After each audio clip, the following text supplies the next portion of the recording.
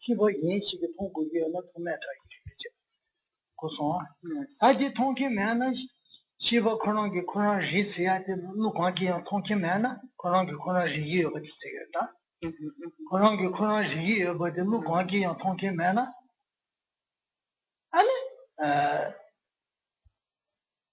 간디스라 이거래서 수관계 루 통계기 루자니 매발라 아니 디리유에스는 라바디 야다요 말이야 아니 제인기리스는다 제인기 머리스는다 같이 개체티 때문에 그런 게 그런 리유가 되 통계기 루자니 매나 아니 디 개체티 때문에 자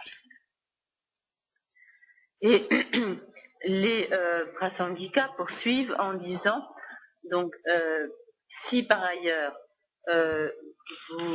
vous dites qu'il n'y a pas de conscience autre pour percevoir que la conscience se perçoit elle-même, à ce moment-là, comment pouvez-vous affirmer, qu'est-ce qui vous permet d'affirmer qu'il y a une conscience qui se perçoit elle-même, dans un cas comme dans l'autre, votre affirmation, votre point de vue ne peut pas être soutenu.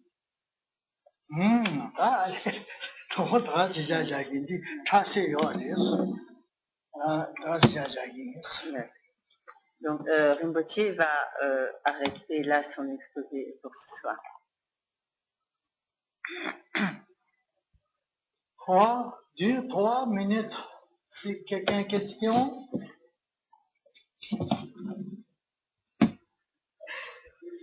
Personne. Parce que c'est très dur ce soir. Ok.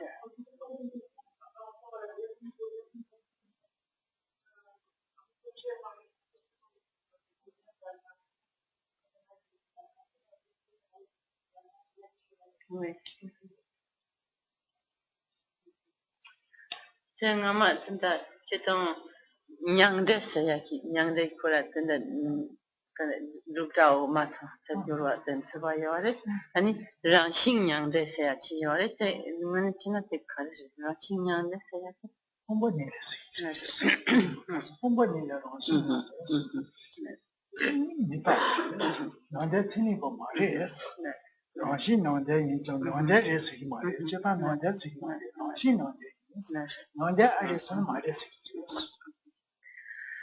ce qui est appelé le nirvana naturel, donc en Shin Nyangde, c'est en fait la vacuité.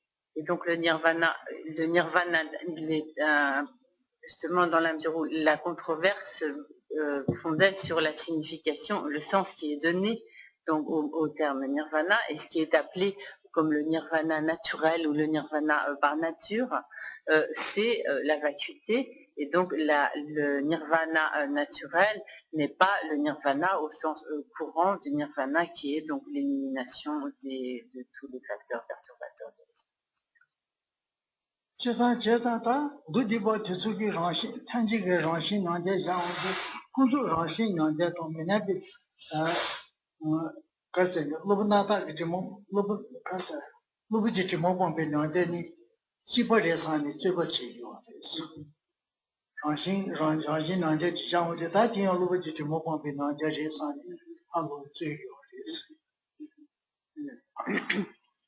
Et donc la controverse justement est soulevée du fait que les tenants des écoles inférieures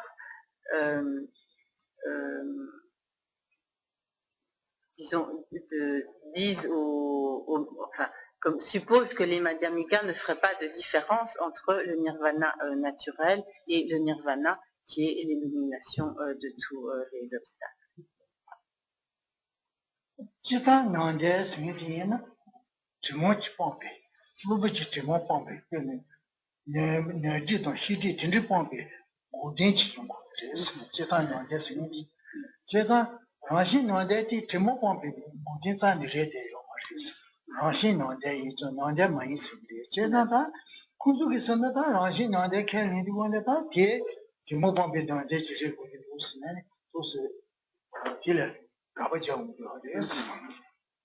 Donc, de manière générale, ce que l'on appelle le nirvana, c'est donc l'élimination des voiles, donc soit les voiles des facteurs perturbateurs de l'esprit, et dans l'état du nirvana supérieur également, donc non seulement les voiles des facteurs perturbateurs de l'esprit, mais également l'élimination du voile à l'omniscience.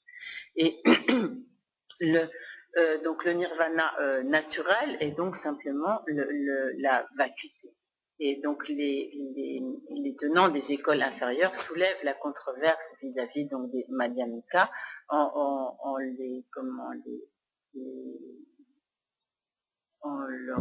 les accusant en quelque sorte d'appeler nirvana ce qui est seulement le nirvana naturel. Mais le nirvana naturel, donc la vacuité, n'est pas du tout une élimination des voiles des facteurs perturbateurs, mais une élimination du voile à l'omniscience.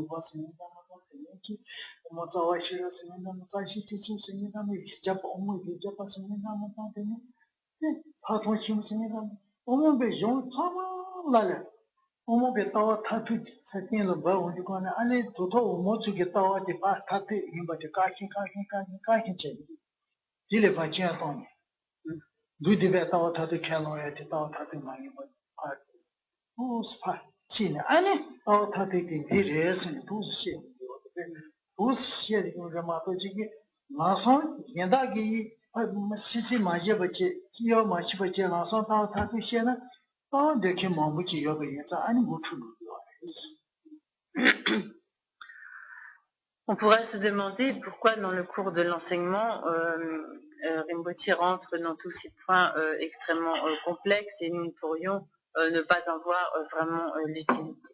Donc d'une part, Rinpoche l'expose parce que cela fait partie donc, du texte sur lequel il enseigne, mais également de manière générale, il existe de très nombreux textes sur la philosophie madhyamika, en très très grand nombre, et tous ces textes donc sont traditionnellement étudiés dans les études de la philosophie bouddhiste, mais chaque fois qu'un texte expose la philosophie madhyamika, il n'aborde pas comme de but en blanc les points de la philosophie madhyamika, mais il expose d'abord tous les points des systèmes de pensée des écoles inférieures et